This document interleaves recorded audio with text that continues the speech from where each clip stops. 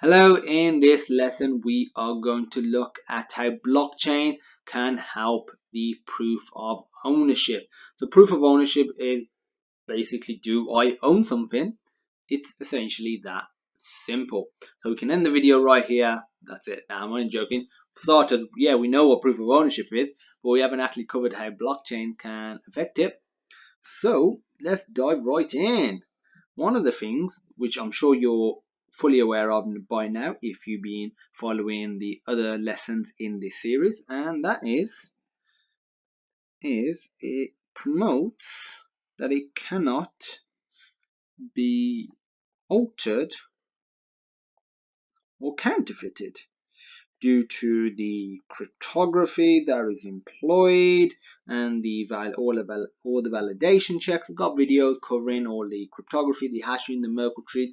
So feel free to check them out to see on a more technical level how it all works. Essentially, it is immutable, and this helps ensure the validity of, well, ownership.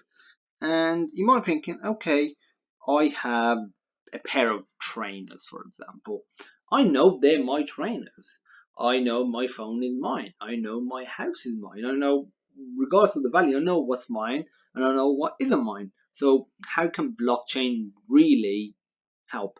Well, for one example is, imagine if I have a rare pair of shoes,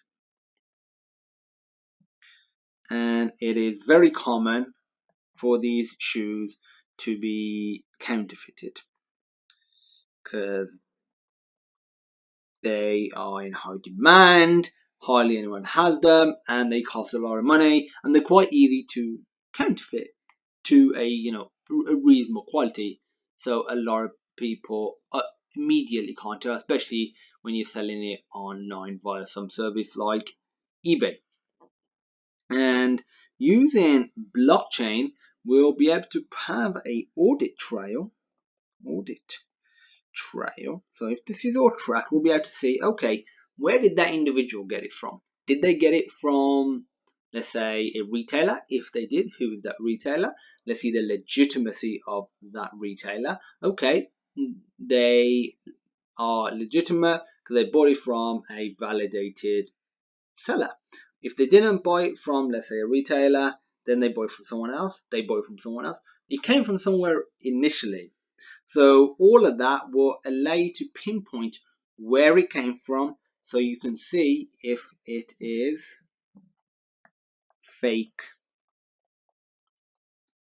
or not, which is really useful. And the fact that this all could be done without having to spend any extra money or to insure it, basically an insurance in itself. So imagine if you go on eBay and you go onto a product page, it could automatically essentially have a stamp of approval. So all products have some sort of ID, so some sort of unique ID linked to them in this blockchain world, and that ID is linked to a individual which also has a unique ID about them, linked to them, and that says this individual owns it. If they sell it, then essentially the title, the way we will talk about property and houses as we have in a separate video, gets transferred to somebody else, and now they legally own it. And on that product page, it could have a stamp of approval saying this user is verified. It is also verified automatically that this product with this key belongs to this individual. And they could put a percentage rating as well based on several factors, saying that, okay, it's a 98% and anything above 90% is very good and it's definitely worth buying it.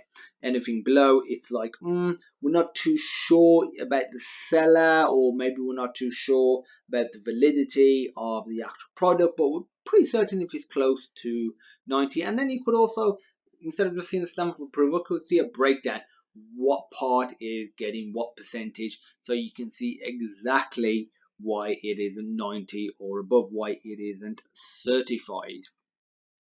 So you can verify that the seller verify that the seller is the owner. That is extremely useful.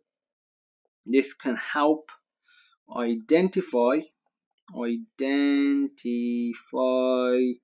stolen and or lost goods. Essentially, is the person that's selling it, do they own it? Oh, that's what we that's what we realistically want to know, and this could be done automatically, and it provides more rights to buyers and sellers. So obviously from the buyer's perspective, it ensures validity, but from the seller's perspective, it ensures that the person they're selling to is who they say they are.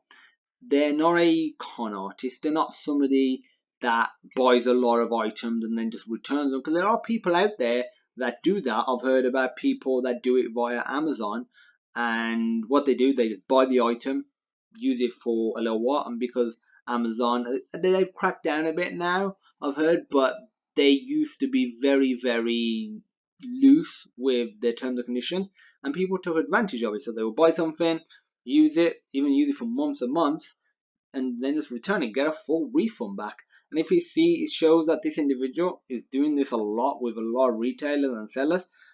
The buyer might think, you know what, I don't want to sell to you, because people always talk about they always talk about sellers' rights.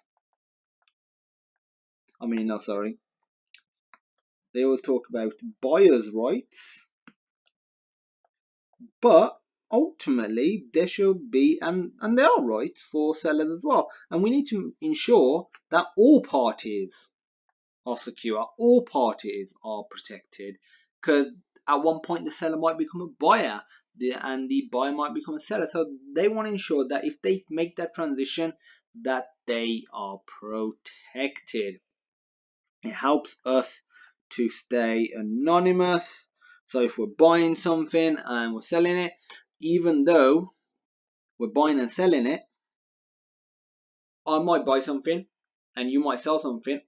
I might not know your identification, where you live necessarily, your email address, your actual name, and you might not know that information about me, but I'll have a unique ID that is linked to you. You have a unique ID that is linked to me, and this will verify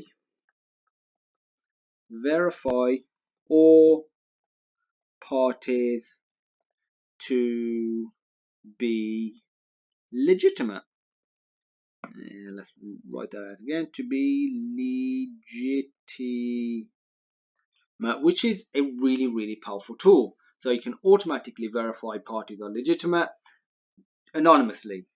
So I can buy something, don't need to know about you, but ensure that you aren't a con artist, and we can do this via audit trails, but they don't need to tell me who you are, where you've lived. They just need to tell me, though, this is the sort of stuff you may or may not have done from an abstract level. Maybe the seller and the buyer wants to be a bit more transparent. They could have the option to set themselves as more, like, make their profile more public, so you can see who it is, or email address, or some more basic information of what they have done in the past.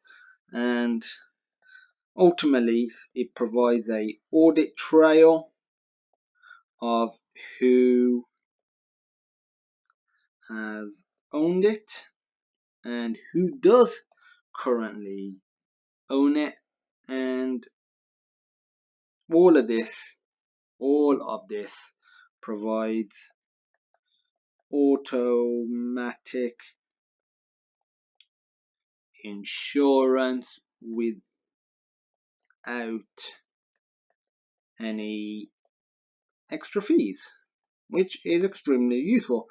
Usually insurance costs a lot of money. You're paying per month or per year, and before long it can get to the actual cost of the insurance can get very close to the actual overall cost of the product. But using this method, it could be automatically insured. Not that they're couldn't be insurance on top of that, because certain individuals, depending on what you're buying, how expensive it is, you may want extra insurance. That is fine. But you'll provide some basic level of insurance, which is very, very useful. And I think all parties should have basic level insurance just automatically provided. And an audit trail will help provide that. So if you have any questions, feel free to reach out. If there was anything that we covered in the video that you didn't quite understand, feel free to rewind, go over it again. And as usual, thank you for watching, and I look forward to seeing you in my next lesson.